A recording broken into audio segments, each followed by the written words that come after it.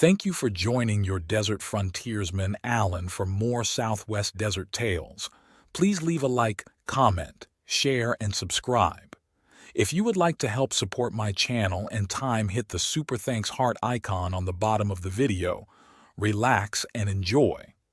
Welcome to the Southwest Desert, the channel that explores the mysteries and tales of the American Southwest. Today, we're delving into the fascinating story of Jack Stewart and his legendary Ace in the Hole, a lost gold ledge in the heart of Death Valley. Our story begins in Darwin, California, on May 16, 1947. On this day, Jack Stewart, one of the last of the old-time borough prospectors, passed away. With his death, a chapter in the history of Death Valley prospecting came to a close, but not without leaving behind a tantalizing mystery that continues to captivate treasure hunters and history buffs alike. Jack Stewart was no ordinary prospector. He had spent more than half a century chasing rainbows in the Death Valley region, a harsh and unforgiving landscape that has claimed the lives of many less hardy souls. Over the years, Jack had made enough strikes to ensure that when increasing blindness finally barred him from the old trails, he had money in the bank and income from mining claims to keep him comfortable. But there was one ledge upon which Jack had never filed. He called it his Ace in the Hole, and just a few days before he died, he shared the secret of this lost ledge with a friend. This friend, who wished to remain anonymous, later recounted the story, adding another chapter to the lore of lost mines in Death Valley. Before we dive into the tale of the lost ledge, let's take a moment to understand who Jack Stewart was. Jack was more than just a prospector. He was a walking encyclopedia of the desert. He knew the Death Valley region like the back of his hand, not just its minerals and potential riches, but its very essence. Jack could speak at length about the origin of the desert, its flora and fauna, and the boom towns that had sprung up and died away during his time there. He had been present for much of the region's modern history, witnessing firsthand the ebb and flow of fortune seekers and the transformation of the landscape. Despite the harsh life of a desert prospector, Jack was an educated man and a gifted storyteller. Those who knew him described him as a great talker, someone whose words could paint vivid pictures of the desert's past and present. His knowledge wasn't just confined to geology and mining. He had a holistic understanding of the desert ecosystem and its history. In his later years, as his eyesight began to fail, Jack's sharp mind and vivid memories became his most valuable assets. Even when he was nearly blind, his recollections of the desert remained crystal clear, allowing him to guide others to mineral deposits and gem rocks he had discovered decades earlier. Just a week before Jack Stewart passed away, he had a visitor, the friend who would later share this story. This friend, on his way to Nevada to search for some crystals Jack had told him about, stopped by Jack's cabin in Darwin for a chat. Despite his failing health, Jack welcomed his friend warmly. Perhaps sensing that his time was short, Jack decided to share a secret he had kept for years. He told his friend about his Ace in the Hole, a rich gold deposit he had discovered but never filed a claim on. Jack explained that if anything had ever gone wrong for him financially, he could have taken a few pack mules to this secret location and brought out a fortune in just a few days. The fact that he had never needed to use this backup plan speaks volumes about Jack's success as a prospector and his ability to navigate the boom and bust cycles of desert mining. The story of Jack's discovery takes us back to 1897, a time when Death Valley was still a frontier, largely unexplored and full of potential riches. Jack had been prospecting around the northern end of Death Valley, in an area near what is now known as Death Valley Scotty's Castle in Grapevine Canyon. With his supplies running low, Jack decided to head for Olancha, a small town to the west of Death Valley. The usual trail would have taken him down Death Valley to Stovepipe Wells, then up Emigrant Wash and through Town Pass, now known as Townsend Pass. However, As Jack neared Stovepipe Wells, he noticed storm clouds gathering on the horizon. Realizing he couldn't outrun the impending cloudburst, Jack made a crucial decision. Instead of pushing on to Stovepipe Wells, he turned his burrows into a promising-looking wash that led into the Panamint Mountains, the great chain that forms Death Valley's western boundary. As the storm clouds grew more threatening, Jack searched for shelter. He managed to find some high ground protected by cliffs just before the rain began to fall. What followed was a wet and miserable night as the storm developed into a full-blown cloudburst. By daylight, the storm had passed, leaving behind scattered pools of water. Jack, ever the resourceful prospector, took advantage of this unexpected bounty to fill his canteens. This newfound water supply gave him the freedom to explore further into the Panamints instead of returning to the valley floor. As Jack and his burros made their way up the canyon, they encountered a fresh landslide near the canyon's head. The cloudburst had carved a channel through the slide, which Jack and his burros followed. It was here, in this newly exposed cut, that Jack made his extraordinary discovery. Scattered in the bottom of the wash were pieces of quartz, but not just any quartz. These fragments were shot through with gold. Jack, recognizing the significance of his find, collected all the float, loose pieces of ore, he could find.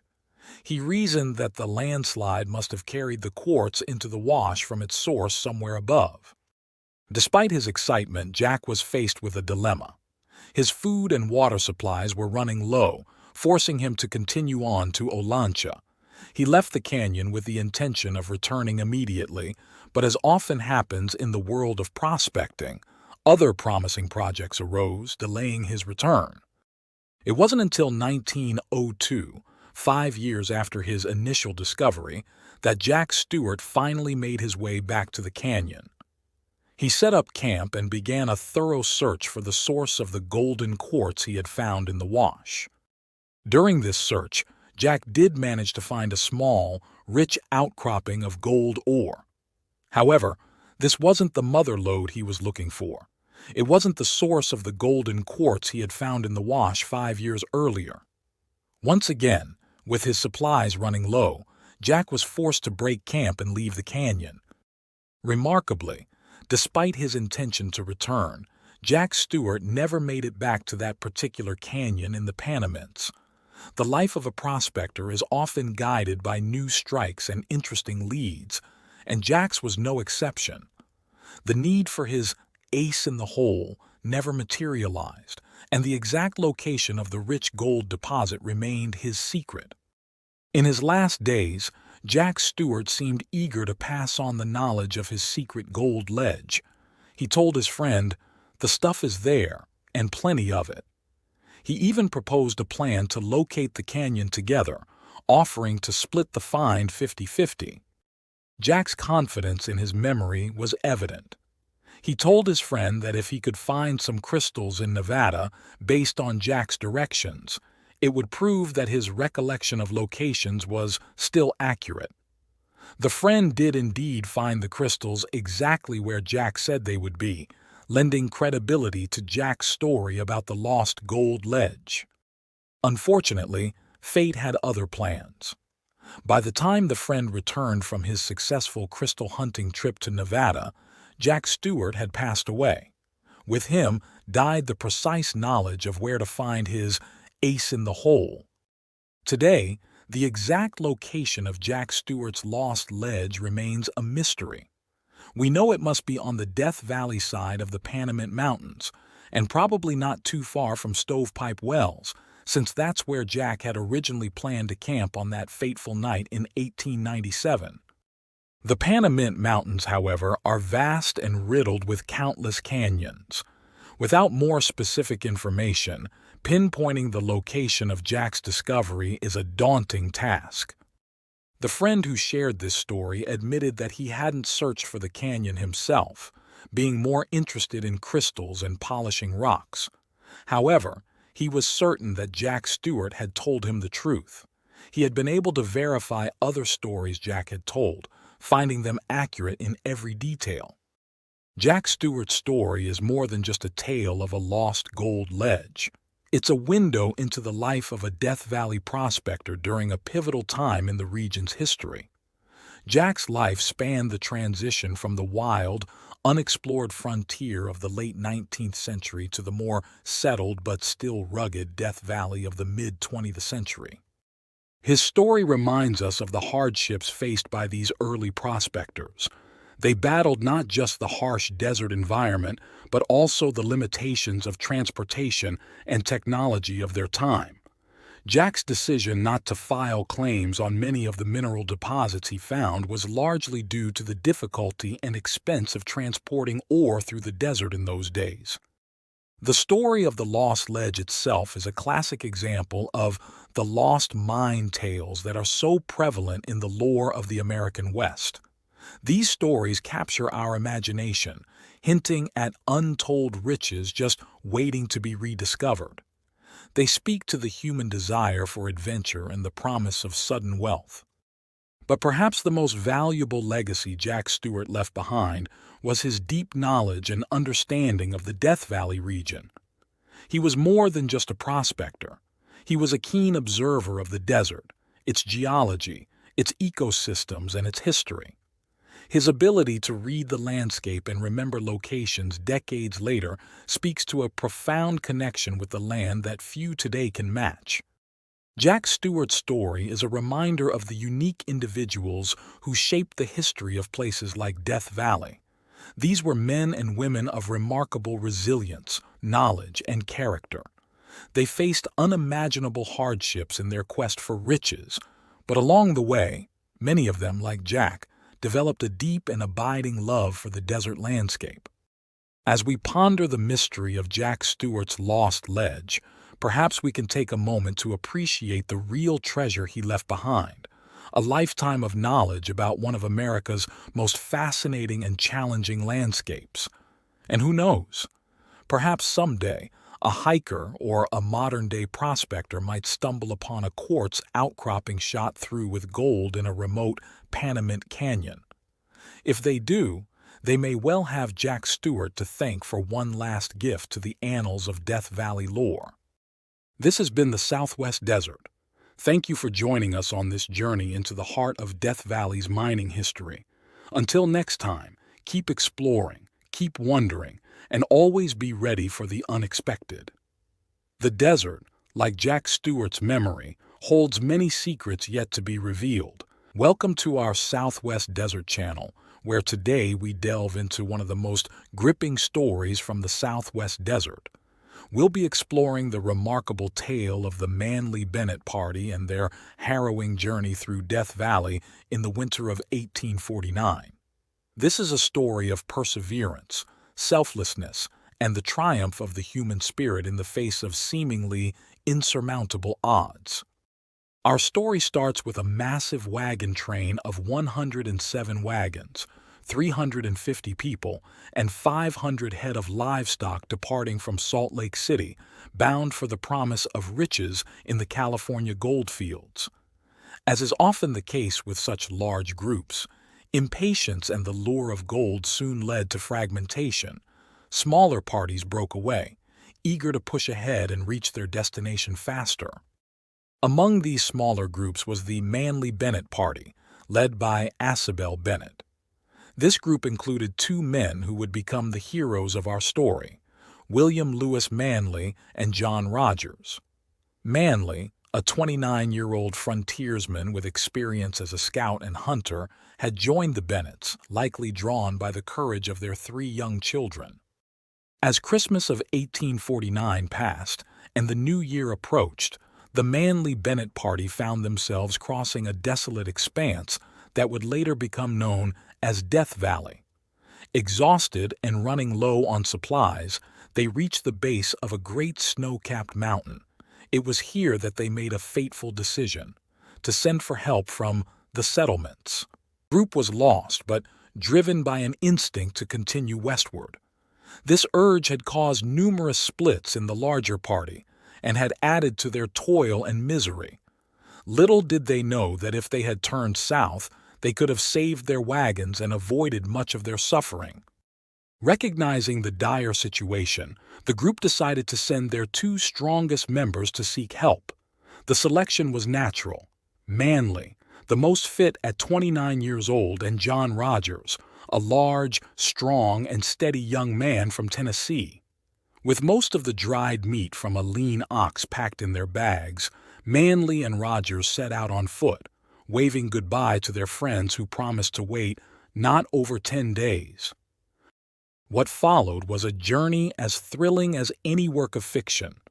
Manly and Rogers faced near-death experiences from thirst, but eventually stumbled into green valleys near present-day Newhall.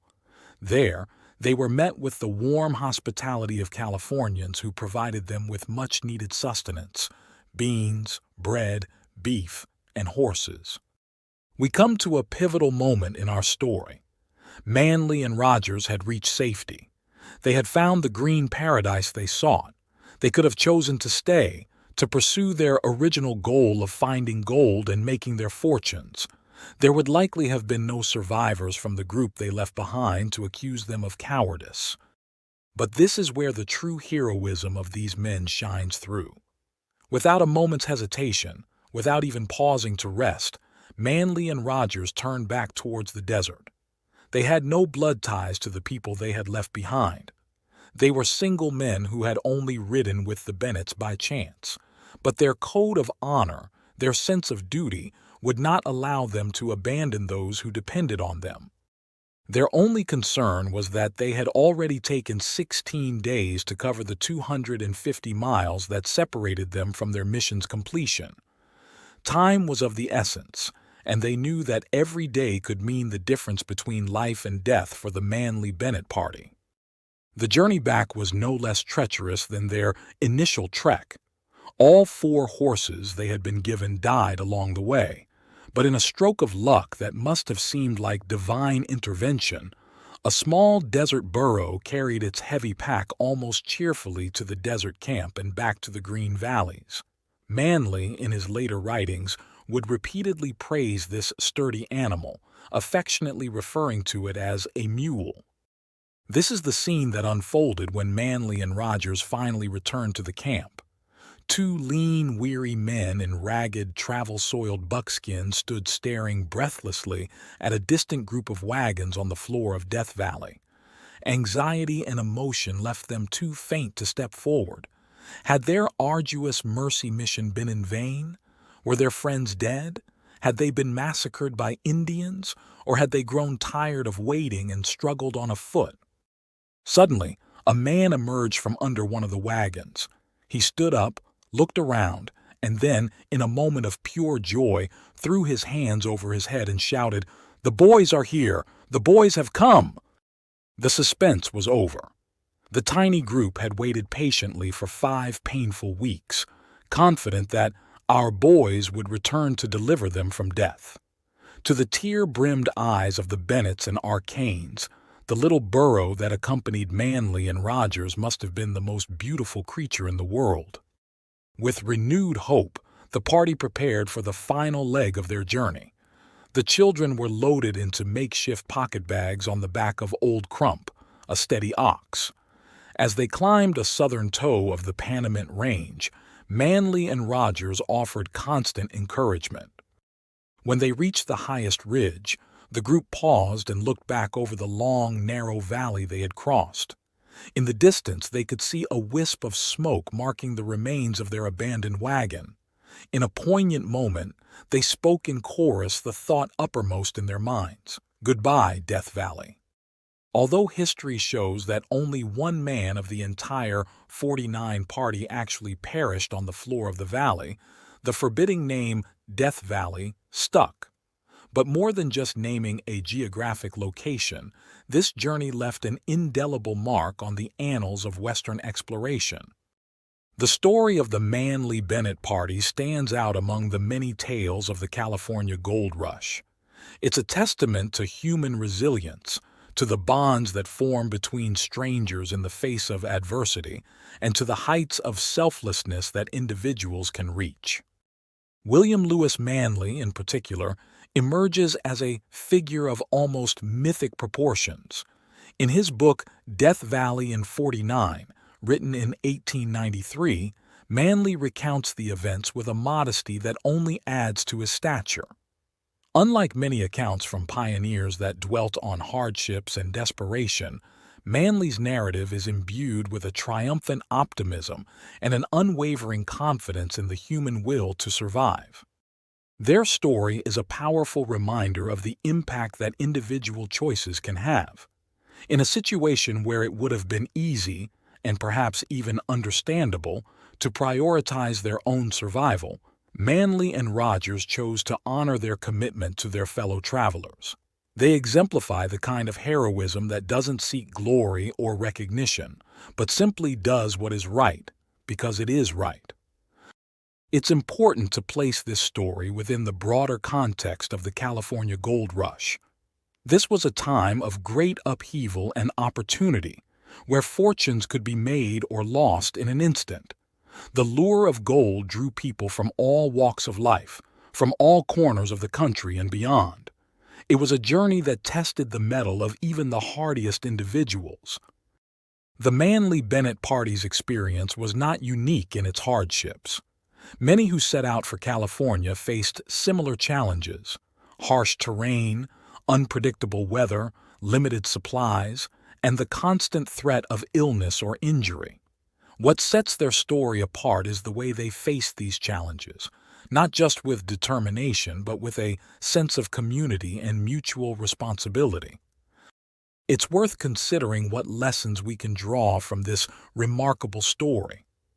In our modern world, we may not face the same physical hardships as the Manly Bennett party, but we still encounter situations that test our character and our commitment to others. The story of Manly and Rogers reminds us of the power of perseverance, the importance of keeping our promises, and the impact that selfless actions can have on the lives of others. It challenges us to consider, in our own lives, are we willing to go the extra mile for others, even when it's difficult or inconvenient? Let's remember that while the era of wagon trains and unexplored territories may be behind us, the spirit of exploration, courage, and mutual support that defined the best of that time is still relevant today. The story of the Death Valley 49ers, and particularly of William Lewis Manly and John Rogers, continues to inspire us to rise to our best selves in the face of adversity. Thank you for joining us on this journey through a remarkable chapter of American history. Until next time, keep exploring, keep persevering, and above all, keep looking out for one another.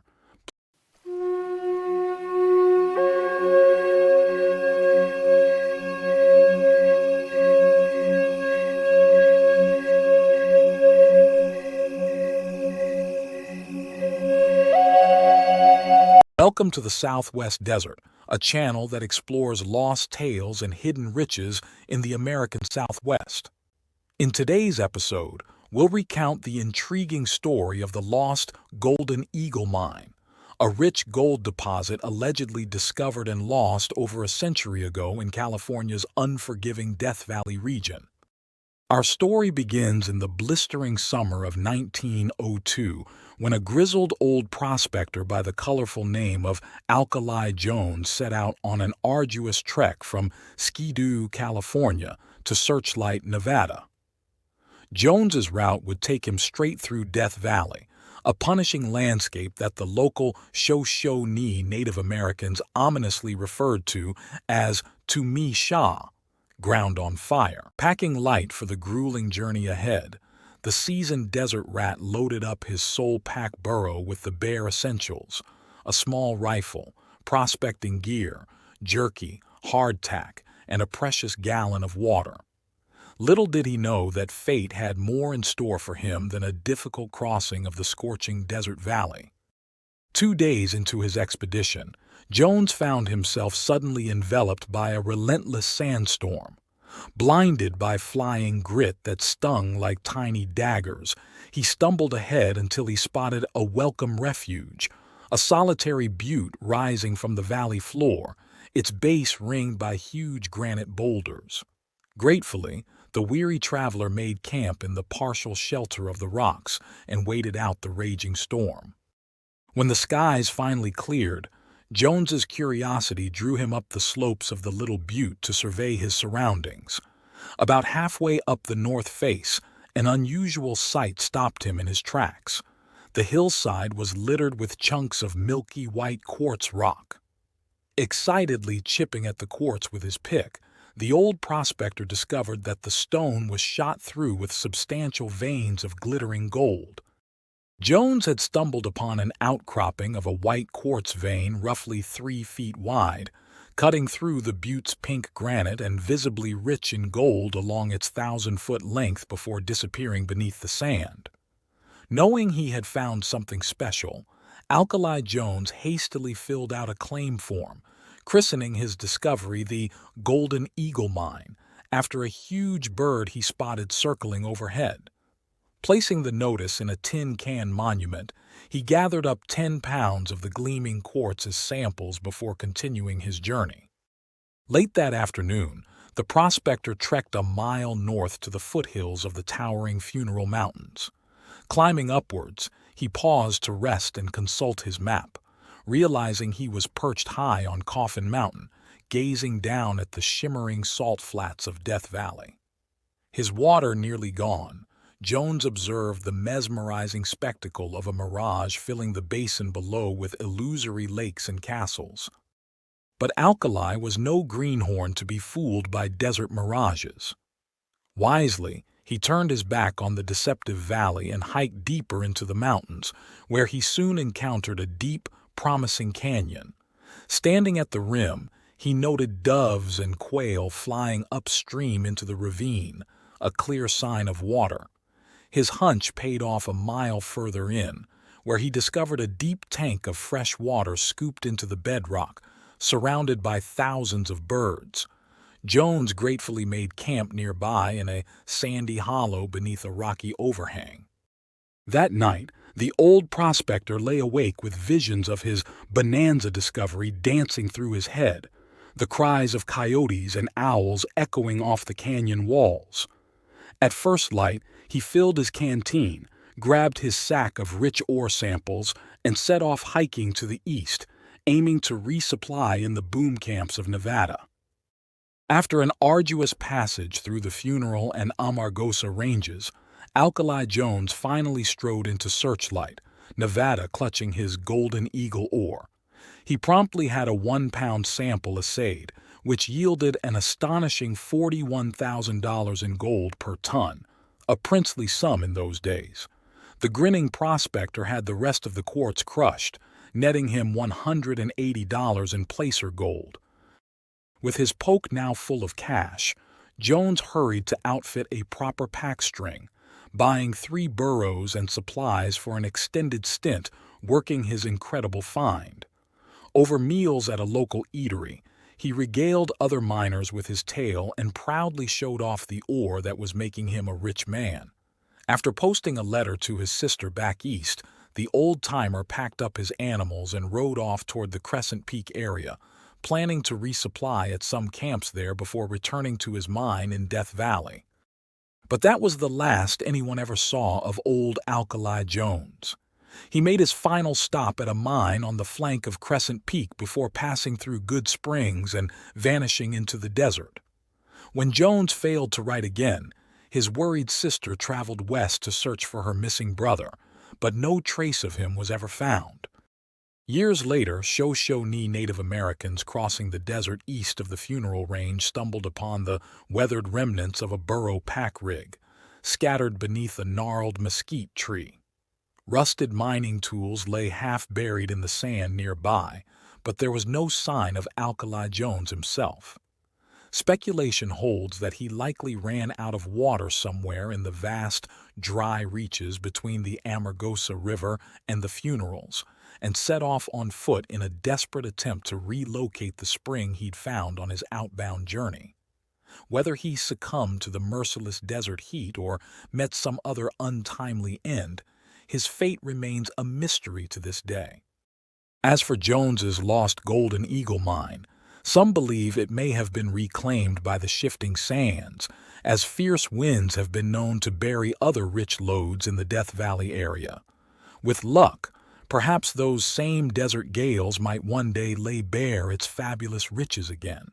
Or maybe, just maybe, some fortunate prospector will rediscover Alkali Jones's incredible vein of gold, hidden for decades in this harshest and most unforgiving of landscapes. One thing is certain: the legend of the Lost Eagle Mine and the secret of its location died with the ill-fated Alkali Jones, but the promise of its wealth continues to lure hopeful treasure seekers to brave the unforgiving wastelands of Death Valley, where the ground itself burns with the reflected heat of untold riches. Today we unravel the intriguing tale of a hidden cave nestled in the heart of Death Valley, a cave that may hold the key to one of the most substantial deposits of placer gold ever unearthed on the American continent. Our story begins in the mid-1800s, a time when the California gold rush was at its zenith. During this era, 500 brave immigrants set out from southern Utah, their sights set on the promising gold fields of California. Little did they know that their arduous journey would take them right over, and in some tragic cases, to their final resting place within sight of what might have been the legendary El Dorado of the Great Southwest. The tale unfolds with two Paiute Indian brothers, who found themselves searching for their wayward horses along the western edge of a dry lake in Death Valley. As they scanned the horizon, their eyes fell upon what seemed to be the entrance to an abandoned tunnel in the distance. Curiosity piqued, they approached the peculiar sight, only to discover that it was, in fact, the entrance to a cave. The brothers, seeking respite from the unrelenting heat of the summer sun, ventured into the cave. To their surprise, a refreshing breeze emanated from the depths of the cavern, carrying with it the distant sound of running water. Intrigued, they proceeded to remove the pieces of limestone that had fallen from the roof, partially obstructing the entrance. As they made their way along the narrow tunnel, they reached a point where the floor began to slope downward, and the walls expanded, revealing a vast, dome-shaped cavern with a mysterious dark pool at its base. The water in the pool boiled up from its center, creating mesmerizing waves that crashed against the rocky shore and shattered into a delicate spray. The shore of the subterranean lake resembled a grand amphitheater, with step-like terraces cascading down to the water's edge. The sheer force of the water churned up heavy black sand from the depths, depositing it on the terraces surrounding the lake. Some of the sand would trickle back into the pool, only to be brought up to the surface once more in an endless cycle. One of the Paiute brothers, overcome by curiosity, scooped up a handful of the black sand and carried it out into the sunlight. To his astonishment, the sand glittered with small nuggets and flakes of gold, each one polished smooth by the relentless churning of the pool. As the brothers watched in awe, the water began to recede, exposing thousands of tons of the gold-enriched sand on the terraces. Realizing the potential value of their discovery, they made a pact to keep the cave's existence a secret. The following day, they returned, equipped with a wagon and several sacks to collect the precious sand.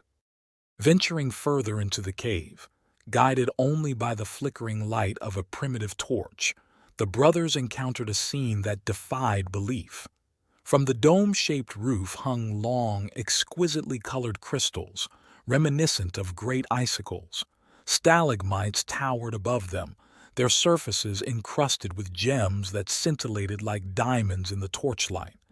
It was as if they had stumbled upon a magical castle plucked straight from the pages of the Arabian Nights, with an untold fortune in gold strewn across the floor and hidden within the dark pool. Tragically, the tale takes a sorrowful turn when one of the brothers, overcome by a sense of adventure, attempted to swim to a small rocky island near the center of the pool. As he reached the midpoint of his swim, the bottom of the pool suddenly gave way, and the water rushed into a subterranean outlet with a deafening roar, dragging the unfortunate Paiute down with it. His brother, left behind on the shore, maintained a vigil for several days, hoping against hope for his siblings' return. However, he never saw his brother again. Due to the tribal taboo against returning to a place where a member had met their death, the surviving brother never returned to the golden cavern beneath the burning sands. While the precise location of this extraordinary cave remains shrouded in mystery, the haunting story of the Paiute brothers and the hidden gold of Death Valley continues to ignite the imagination of treasure hunters and adventurers alike. The allure of untold riches, secreted away in the unforgiving landscape of the American Southwest, has inspired countless expeditions and fueled the dreams of those who dare to seek out the elusive El Dorado. On this episode of Southwest Desert, we'll be diving into the fabled tales surrounding the enigmatic character known as Death Valley Scotty. Born Walter Edward Scott in 1872, Scotty earned his larger-than-life reputation through a series of audacious exploits and incredible stories of hidden gold in the unforgiving landscape of Death Valley. Our story begins in the bustling mining town of Winnemucca, Nevada, in the year 1910. The national mine was in its heyday, producing staggering riches and fueling the dreams of hopeful prospectors from far and wide. Amidst this electric atmosphere walked an unassuming figure, a Native American known simply as Indian Ike. With pockets brimming with glittering specimens of white honeycomb quartz laced with gold, Ike became the talk of the town. Onlookers watched in amazement as Ike casually sold off chunks of rock, some containing more gold than stone, for mere pittances. 2-pound samples that could be hammered into fine jewelry went for just $2.50 to $5. It seemed the humble Native American had no inkling of the true value of his wares. After each sale, Ike would gather up his family, his wife Lizzie, young daughter, and 2 small sons, and make his way to Turin Brown's general store. There, perched on the curb, the happy clan would feast on candy, cookies, and fresh fruit, a picture of contentment amidst the rough-hewn camp. Ike always set aside ample provisions to last until his next visit to town. Curious locals soon traced Ike's path back to his small allotment in nearby Humboldt Canyon, nestled beyond the ghost town ruins of Humboldt City. To reach his homestead, Ike journeyed past the decaying remains of a cabin, proudly marked as once housing the famous writer Mark Twain himself. Just over the mountain lay Unionville, where Twain once famously mistook fool's gold for the real thing, an incident humorously recounted in his book Roughing It.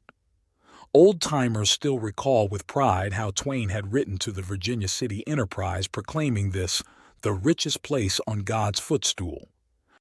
Against this colorful backdrop, the scramble to uncover the source of Ike's gold reached a fever pitch. Seasoned prospectors peppered the reticent Native American with questions, while the boldest attempted to shadow him back to his secret mine. But the wily Ike always managed to throw them off the scent, leading his pursuers on fruitless detours.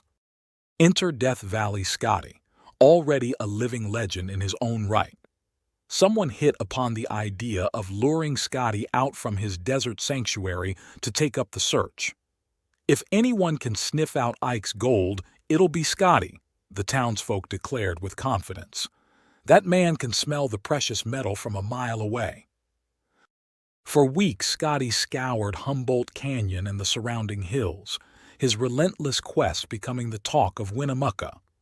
Then one fateful day, the man himself stepped off the train, instantly recognizable by his trademark slouch hat, blue flannel shirt, and ever-present overcoat, rumored to remain on his back even in sleep. Slung over his shoulder was a bulging flour sack, clinking with the promise of untold riches.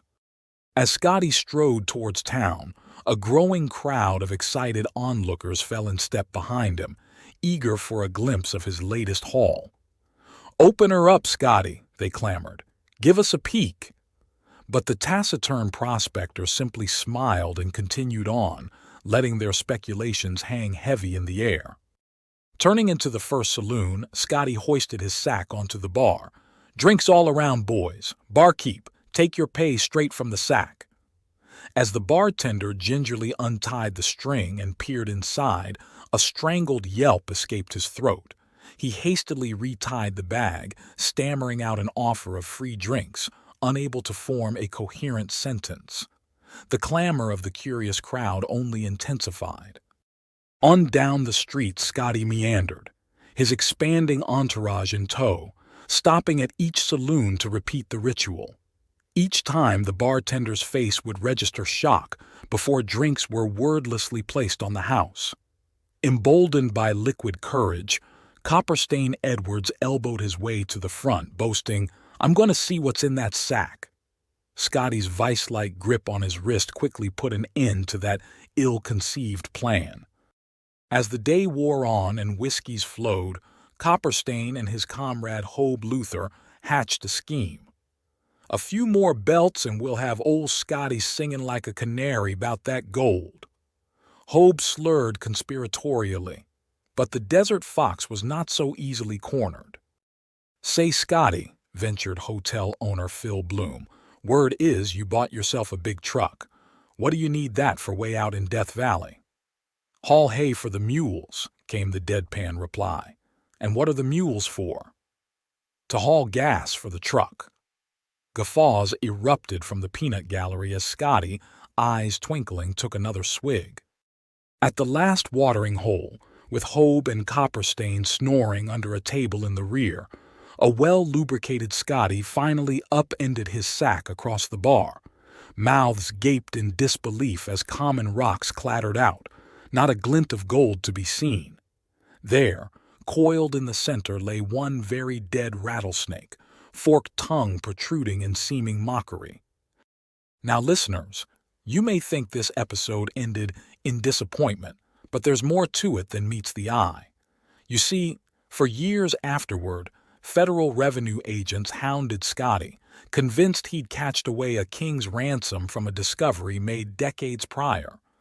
30 years earlier, they claimed, he'd hit upon an astonishingly rich vein and had been living off his prudently stashed wealth ever since, untouchable by the income taxes that came into law well after his strike. Scotty, for his part, was happy to fuel these rumors while steadfastly refusing to confirm or deny them. "Let the revenuers keep chasing their tails," he'd say with a twinkle in his eye. If he had a fortune tucked away out there in the shimmering dunes and desolate canyons, only he and the unforgiving desert would ever know. So, what are we to make of Death Valley Scotty and his tall tales? Perhaps there truly is a long-lost motherlode still waiting to be stumbled upon by some lucky prospector. Or maybe the real treasure was simply the joy Scotty took in keeping everyone guessing, maintaining his air of mystery to the very end. In a landscape as harsh and unforgiving as Death Valley, a man's myth is his legacy. I hope you enjoyed these lost desert tales. See you next time for more Southwest adventures. Please leave a like, comment, share, and subscribe. Happy trails.